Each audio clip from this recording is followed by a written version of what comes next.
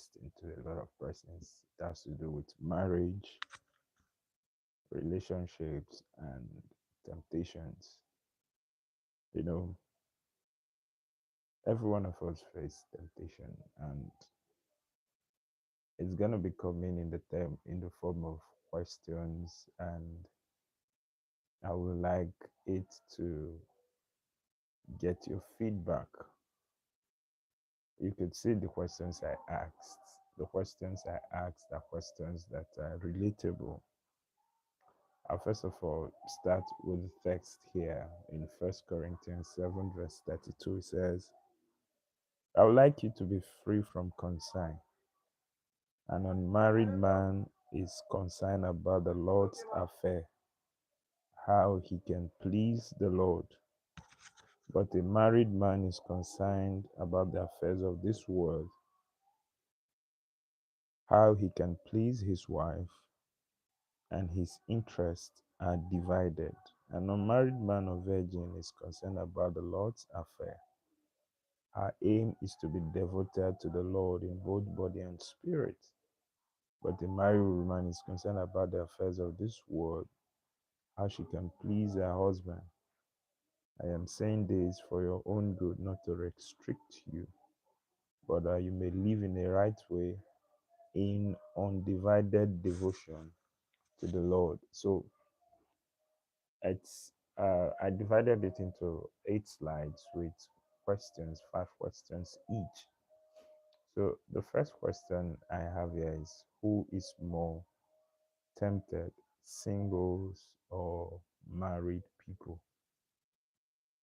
So, you know, in terms of the works of God, whoa, when we are called to do God's work for our lives,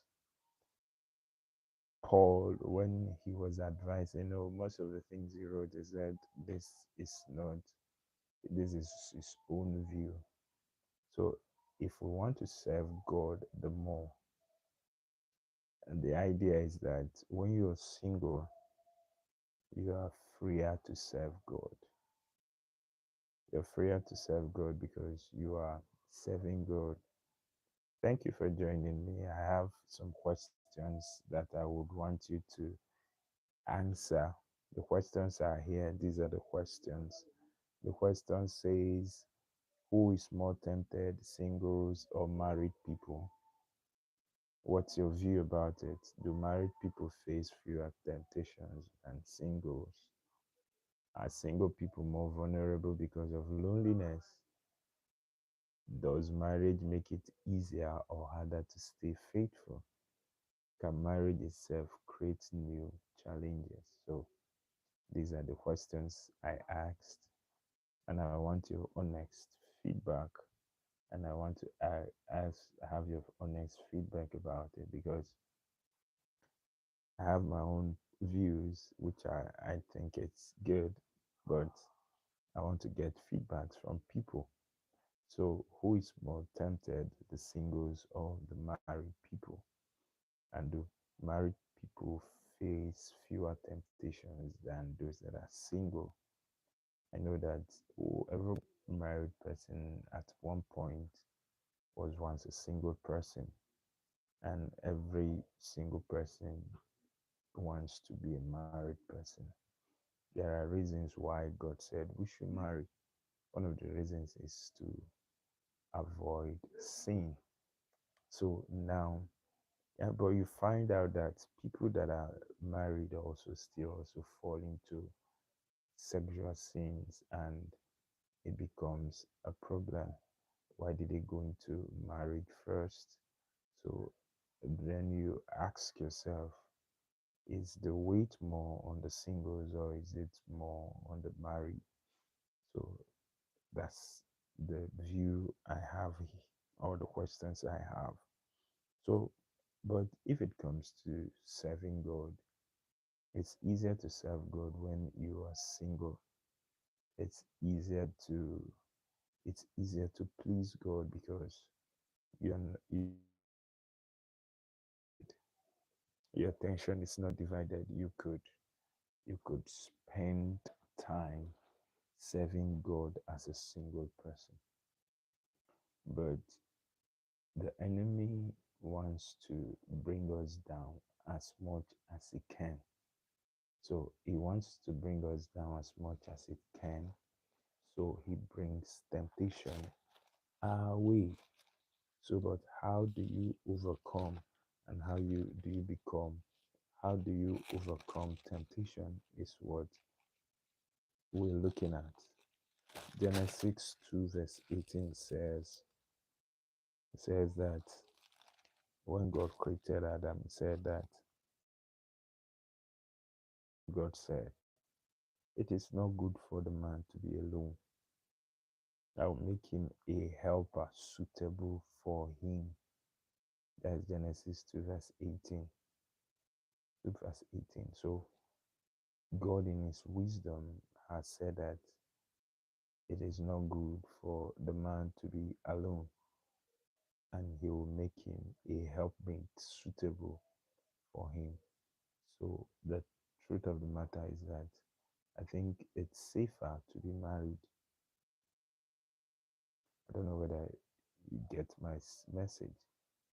It's safer to be the temptations that being single has its own advantage because you can serve God, you could burn for God, you could go the extra mile, you could serve God with all your heart.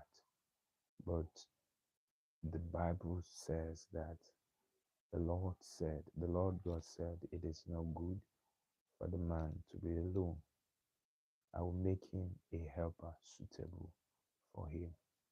So I think, despite the fact that I think God's recommendation is that it's easier and it's better to be married.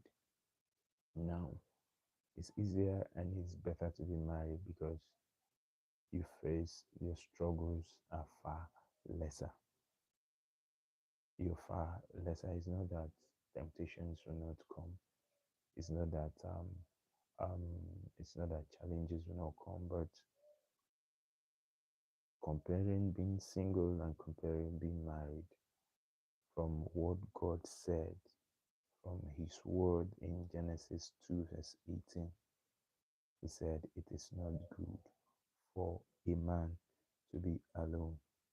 It is not good for a woman to be alone. He said, I will make him a helper suitable for him. So if it's comparing being single and being married, God's recommendation is that it is not good for you to be what? Alone. It's not good for you to be alone. The temptations may be there, but it's more easier to overcome. I go about seeing pastors that go about wherever they are going, they go around with their wives. There's a reason for that. You know why they go about with their wives, and because it is not good for a man to be what? Alone. If a man is alone, the tendency of falling into diverse, diverse what? Tempting situations are more. So comparing singles and married, I think it is singles face more temptations than married people because there's always a help, there's always a covering, there's always there's always um, there's always something that could help you to fall back and help you. Bible says two are better than one. You understand? So when you're comparing singles and married, who is more tempted? The truth remains that singles go through a lot more than the married people. Bible also says in Matthew chapter 19, verse 4, it said, haven't you read? He replied, at the beginning, the Creator made them male and female, and said, for this reason, a man will leave his father and mother and be united to his wife, and two will become one flesh. So they are no longer two, but one. Therefore, what God has joined together, let no man man separate. So God knows why He said that it is not good two for anybody to be what alone. He knows why He said it. It's not good. It's not good. It's better to be married. Don't run away from marriage. Marriage is good, especially when you marry the right persons. When you marry whom God has prepared for you. So when you're comparing singles and married, God's recommendation is that it is not good for a man to be what? Alone. That's why He made a helpmate. He made a helpmate. He made a helpmate. But unfortunately, some persons are married and still live a life as if they are still single. That is where emotional and physical temptation comes into being. You understand? The Bible has said that in the beginning it was not so. God made male and female because there are temptations that will come to you as a guy because you have a wife. Those temptations will not be able to overcome you. There are temptations that will come to you as a lady because you're married. Those temptations will not be able to overcome you. So the temptations, you can't do away with it. We're living in a world where we see people every time. So, and you could be attracted to people, but you can't enter a covenant of marriage with two persons at the same time. You could only enter into a covenant of marriage with one person at a time. So, Bible's recommendation is that it is not good for man to be alone. So the temptations becomes lesser when someone becomes what married. Now, the next question I have here, let me just go through the questions so that in case you want to answer, you can answer. It says, which is more dangerous, emotional or physical temptation? Now, the next seventh question is, can flirting be harmless or is it always risky? I will still answer it. Is looking at someone attractive, is looking at someone that is attractive a sin? And can emotional intimacy outside marriage destroy a relationship? Are people more tempted by attention or by opportunity? So I'll be looking at various Bible verses to address it. So Matthew chapter 5 verse 38, 28 is where I'm going to take one of my reading. Matthew 5 verse 28. It says that, but I tell you that anyone who looks at a woman lustfully has already committed adultery with her in his heart. Let me repeat it again. You have heard that it was said, do not commit adultery. But I tell you that anyone who looks at a woman lustfully has already committed adultery with her in his heart. So there could be emotional temptations. It's not until there is something that has to do with physical.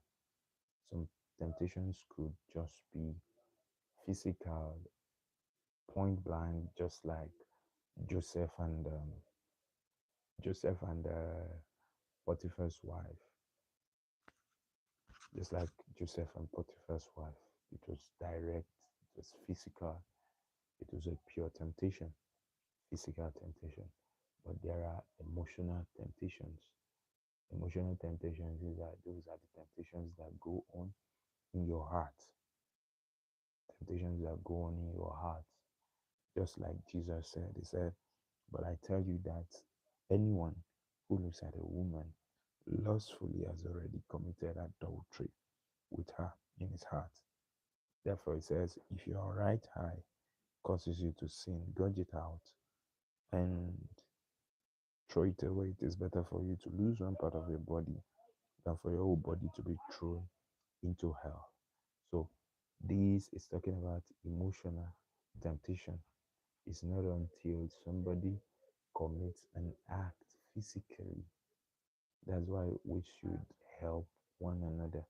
That's why we should help one another with putting um, boundaries and gates, not to make someone else to fall.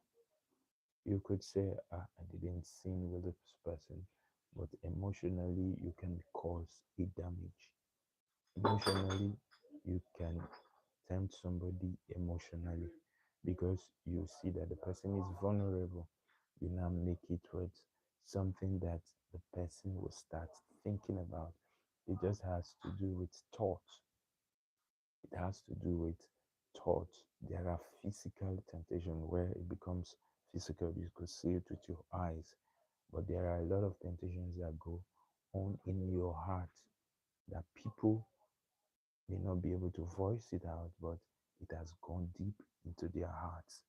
So temptations exist both emotionally, it exists both physically. Now, the next question I have here, can flirting be harmless or is it always risky? It is very, very what? Risky. Can flirting be harmless or is it always risky? Proverbs chapter 6. Proverbs chapter 6, verse 32 to 33. Proverbs 6, 32 to 33. Let me take a look at it. Proverbs chapter 6, 32 to 33. It says something. It says that, but a man who commits adultery lacks judgment. Whoever does so destroys himself. Blows and disgrace are his lot, and his shame will never be wiped away. His shame will never be wiped away. He said, for jealousy arouses a man's fury, and he will show no mercy when when he takes what? Revenge. So why flirt? Why say, let me just flirt with this person? Let me just tease this person. Let me just um, tempt this person. Why? The Bible says that we should not be a stumbling block to another believer. Create boundaries. Create boundaries. I think it was Job that said that he has made a covenant with his eyes. Made a covenant with his eyes not to look lustfully. So there's no need of flirting.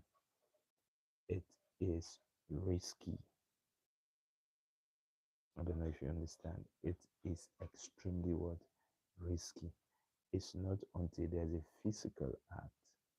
Emotional temptations exist. It exists. So from where we read in Matthew chapter 5, verse 28, it says it's looking at someone attractive, a sin. It's looking at someone attractive, a sin. It's looking at someone attractive, a sin. Okay, let me answer it like this. It's good because we can't walk around with our eyes closed. We can't walk around with our eyes closed. Our eyes just have to be what? Open. So when your eyes are open, definitely you'll see one person, two persons, three persons that you feel is attractive. Bible says we are fearfully and wonderfully made. Now, when it becomes a thought, when that attractiveness ends in just admiration, there's no problem with it. But becomes a problem when you now start ruminating again about it and flirting with the images you have set on your brain about what you have seen. You understand? God has made a lot of us. to be what? Attractive. So when we're attractive and we look good so that people will admire us, but it is something to look at it that let it not lead you to what? Sin. Let it not lead you to what? Sin. You understand? It's something to look out for. No, so now the next question is can emotional intimacy outside marriage destroy a relationship? Yes. Why you married and you're also chatting with someone that is all times of the night, not only all times of the night, your chats are secrets. Sin strives, sin thrives in secrecy. It thrives in secrecy. Don't tell anybody. Don't tell anybody. Don't tell anybody. That is when it becomes a problem. You become emotionally attached. It becomes a problem. So when you're looking at it, there could be emotional, there could be physical temptation. Jesus has already said that if you look only with your eyes, that it becomes what? A problem. It becomes a problem. So God expects us to, my slide is no longer working. Okay, so my slide is not working again. So now the next question now I have, let me just read the questions like that. Let me just read it. Oops, why is it going out again? Um, the next question I have is this question.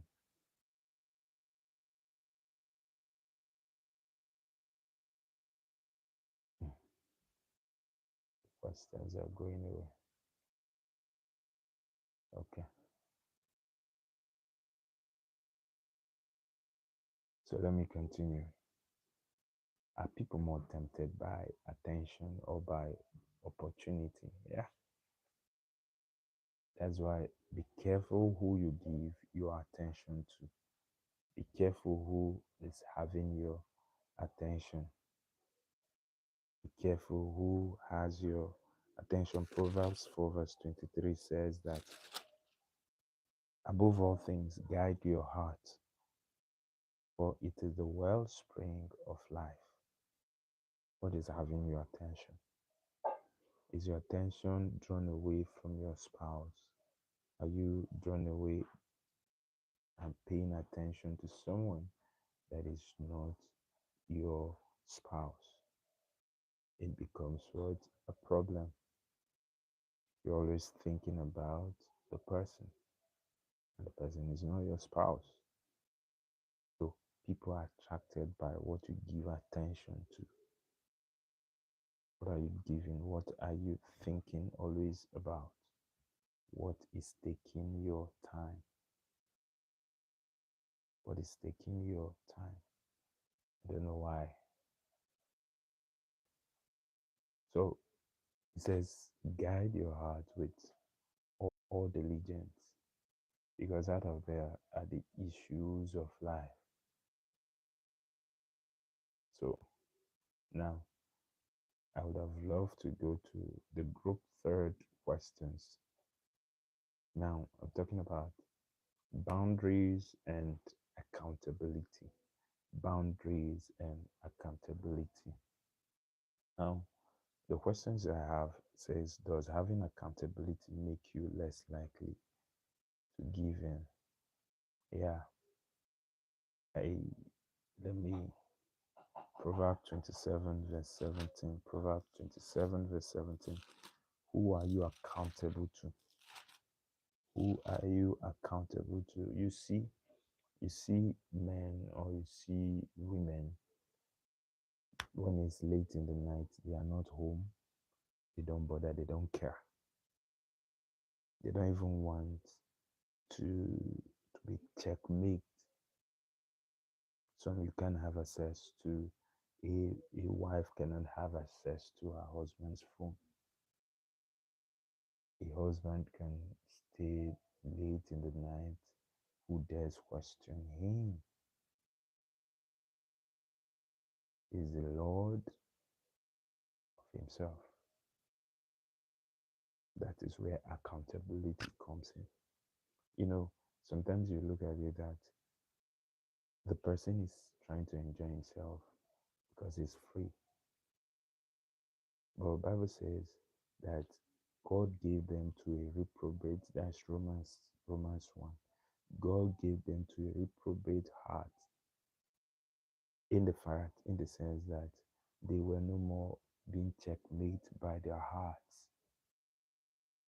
Proverbs 27 verse 17 says that as iron sharpens iron, so one man sharpens another. So you need to be what? Accountable. You need to be accountable to yourself. You need to be accountable to your spouse. Set boundaries. You have to be accountable. Does having accountability make you less likely to give in? Yes. You need to open up if you're facing true challenges, if you have. Okay. I think my background has come back. So let me get back to the discussion I was talking about. So one way to um, win every form of temptation is to know that you need to be what? Accountable. You need to be what? Accountable. So before I go to that accountable, because this was the slide I was looking for. It says, does social media increase temptation in relationships? Yes, it does. It does. Proverbs 4 verse 23 says that we should guide our hearts with all diligence, for out of it proceeds the issues of life. It does increase it. That's why you should be able to guide your social media space. The era of secrecy should not be. When you're single, it's different, but when you get married, those are the things that could help you checkmate. Guide your heart. Social media increases temptation in relationships. Yes. So when you have your phone and your online presence is something you hide from your spouse, that it's a red flag. That is something that you should watch out for. The enemy can take advantage of it. Some persons don't know the password of their spouse, and it's a problem. When something is going on, the person may not be able to find out to help. There should be the level of openness. Your social media handles is something that should not be alien to your spouse. Do you understand? Because when there is danger, when there's a problem, you may not see it as a person because you are right in the middle of it. But if your spouse or your partner is in the know or is in the picture, you'll be able to see it from afar that this is a problem. So it says, above all, guide your heart, for it is the wellspring of life. Proverbs 4 verse 23. So be careful. Be careful. Social media, it's an avenue to destroy, can be used to destroy marriages. The next question I have is this: are late night chats with friends harmless or dangerous? You don't need to ask that one. It's dangerous. Late night chats. Let me look at it. See the question. Are late night chats with friends harmless or dangerous? You're married, you're still chatting by 10 o'clock, you're still chatting by 11 o'clock, by 12 o'clock. There is a problem. There is a problem. The enemy is trying to sow a seed. So instead of late night chats, you should replace it with late night prayers with your spouse. So late night chats with friends are usually harmless and dangerous. It can be dangerous. It can be dangerous. It can be a serious issue. So it's something Philippians 4 verse 8 says what it says that finally, brethren, whatsoever is pure, whatsoever is noble, whatsoever is right, whatsoever is pure, whatsoever is lovely, whatsoever is admirable, if anything is excellent or praiseworthy, think about such things. Your social media technology could actually be a problem, causing that may bring serious temptation into your marriage.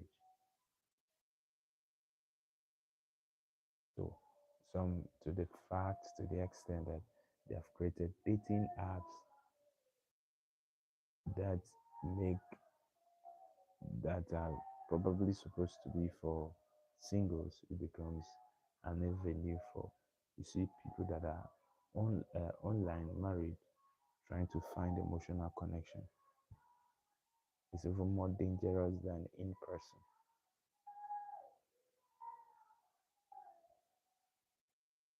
It's dangerous. First Corinthians 10 verse 13. What does it say?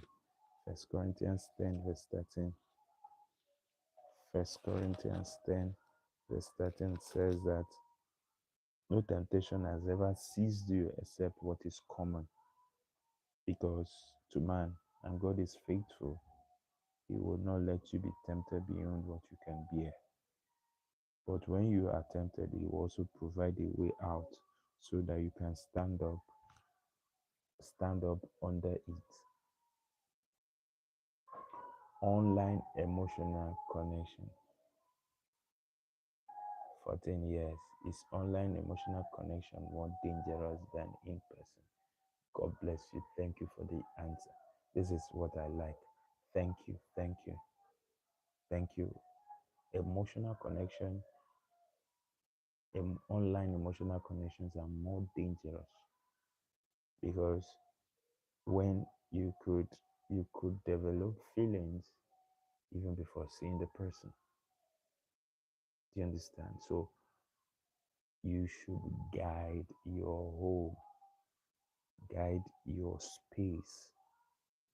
The number 15 question says, should couples share password to prevent temptation? To me, I think yes. I gave an example earlier when I said that you see pastors going around with their wives. See pastors going around with their wives, or wives going around with their husbands. It helps a lot. It helps a lot. So be careful. Your phone is your phone, but as Bible has said that two have become one.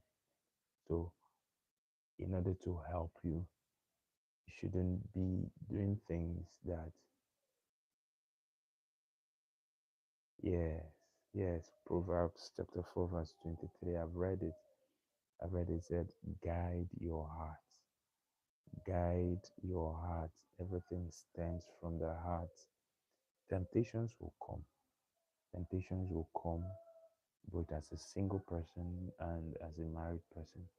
But if the heart is not guided, Proverbs 4 verse 23, if the heart is not guided, it becomes easy, will become prey to the devil.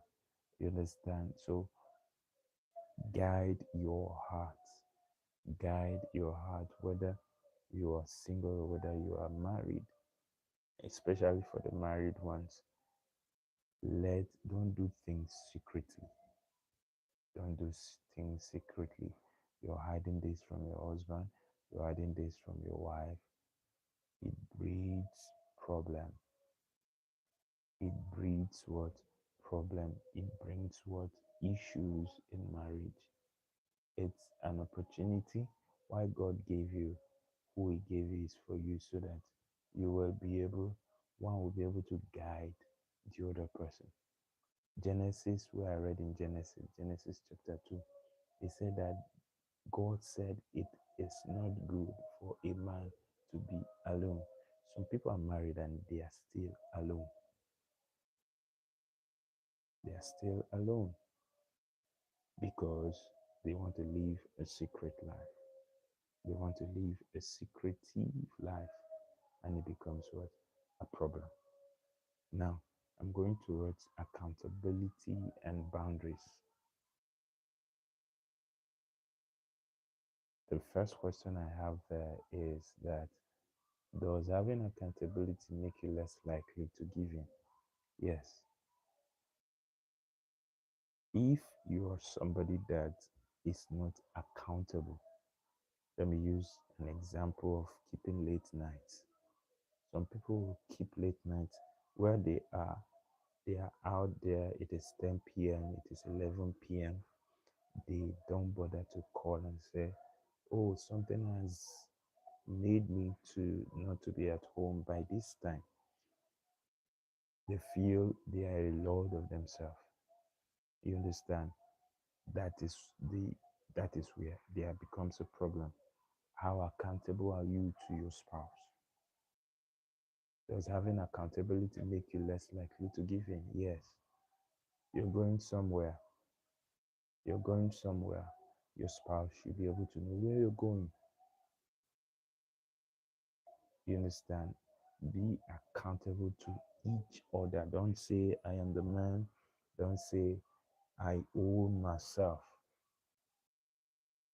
Except you're single. If you're single, that is why I also say that it's actually easier for married people not to fall into sin, I mean sexual sin, than those that are single, because a single person is just accountable to himself.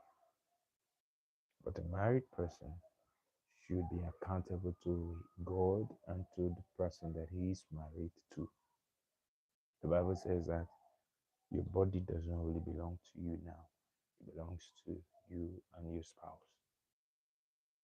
Now, number 17 question says, are boundaries or self control more effective against temptation? Yes. Are boundaries, which one is more effective? Is it the boundaries or self control? Good. Two of them go together. Two of them go together. Because if you don't set boundaries, you will not be able to have self control. You will not be able to have what? Self control. James chapter 5, verse 16. What does James chapter 5, verse 16 says? James chapter 5, verse 16 says that, therefore confess your sin to each other and pray for each other so that you may be healed. The prayer of a righteous man is powerful and effective. Confess your shortcomings. This is an area of weakness to one another. Who can be so open to one another apart from husbands and wives?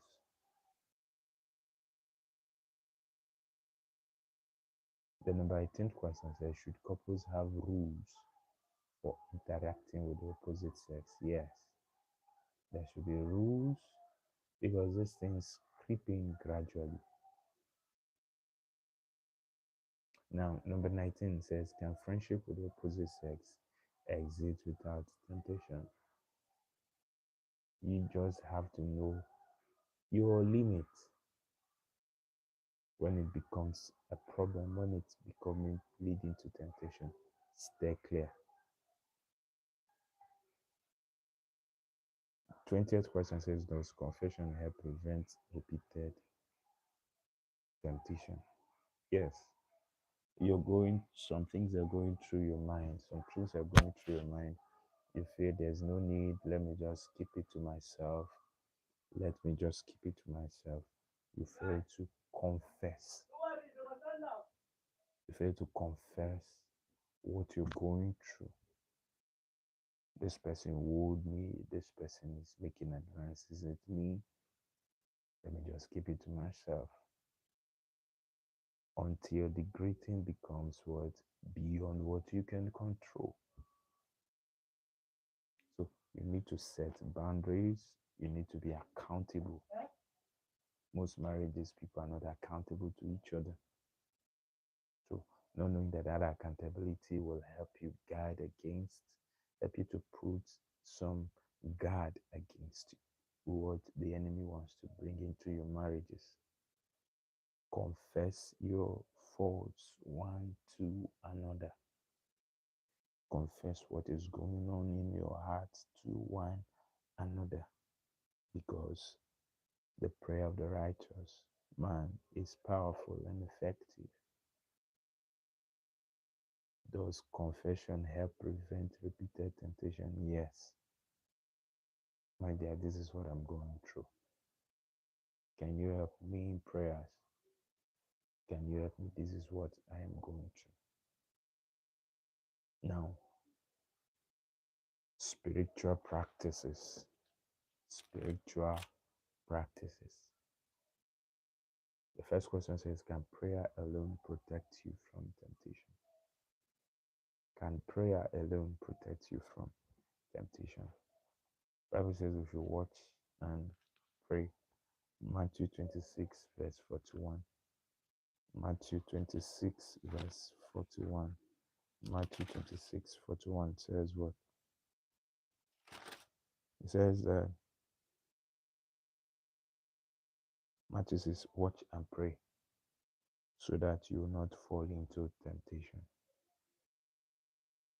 The spirit is willing, but the body is weak. So you can pray for all you want. You can pray from morning to night. But if you're not careful, if you're not watching, sometimes somebody has to watch your back for you. So you need to not only pray about it. If something is becoming a challenge, you need to also watch and pray. Now, watch and pray, because you don't know the adversary which is going around seeking whom to devour. He wants to devour marriages. He wants to cause friction between husbands and wife. He wants to bring in a third person, a third party into your family. You know, this society would have been a better place if